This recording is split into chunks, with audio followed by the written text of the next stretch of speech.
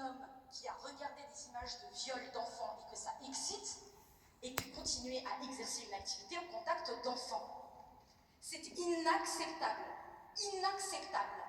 Et en réalité, l'État porte une responsabilité dans ces viols. Il ne faut pas avoir peur de le dire. L'État doit nous répondre. On demande des comptes. Et quand on regarde un peu plus près, on se dit, mais pourquoi les interdictions d'exercer?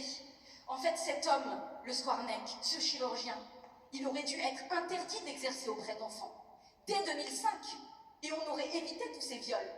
Donc pourquoi l'État porte une responsabilité dans ces viols? Parce qu'on aurait pu les empêcher.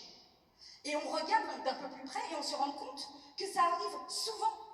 Des professeurs qui sont laissés, des enseignants. J'ai relu encore récemment un article sur un enseignant à La Réunion qui était laissé alors qu'il avait été condamné pour avoir regardé des images pédocriminelles.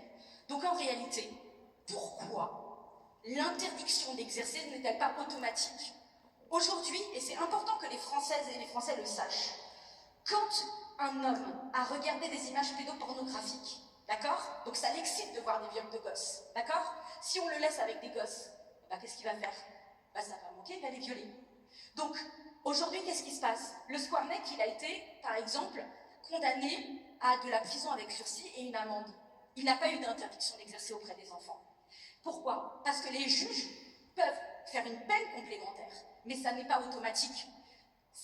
Franchement, c'est inacceptable.